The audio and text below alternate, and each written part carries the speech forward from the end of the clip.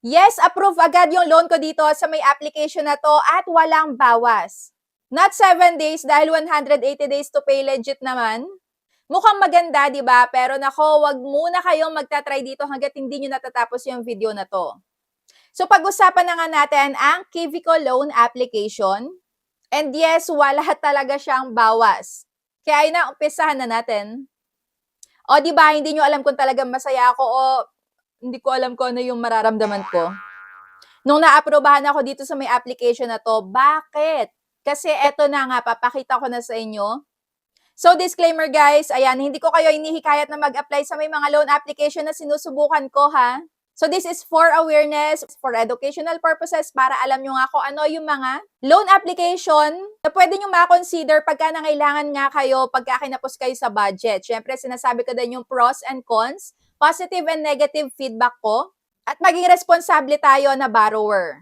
So, ito na ang Kivico. Nagawan ko na to ng unang video at sa website ako nag-apply ng loan sa kanila. So, 1,000 pesos yung iniloan ko pero ito nga yung repayment at 30 days to pay. So, ngayon nga may nag-comment sa may previous upload ko. Ayan, may nag-comment sa may previous upload ko. Sabi niya, na-offeran daw ba ulit ako after ko makapagbayad? So, ito na nga, nag-apply ako dahil may offer nga sa akin at approve agad-agad. Grabe, OMG. So, kung makikita nyo, repeated client na and meron ako ditong offer na 5,000 pesos. So, after ko nga ditong i-transfer, ayan, gusto ko 2,000 pesos lang dahil nung nakaraan 1,000. Papakita ko lang sa inyo kung pagka ba dito ay nag-loan ulit tayo, auto-reject na ba? Or a-approvehan pa din tayo. So, syempre, basahin nyo muna lagi yung loan terms and agreements, pero papakita ko din sa inyo yan. So, ito na nga, 2,000 pesos. Hindi nila ako pinayagan dahil meron pala dito nakalagay na minimum and maximum. So, 3,000 pesos, ayan, 3,000 pesos, yung pinaka-mababa ko na pwedeng ma-loan sa kanila at natataasan na ako dito, guys. So, dito pala parang ayoko nang ituloy dahil malaki na yung 3,000 pesos na yan. So, ayan, syempre, sige, i-gino ko na.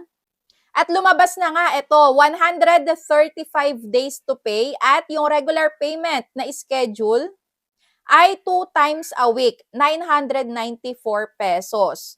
So, dito pa lang napapaisip na ako, ito ba talaga yung babayaran?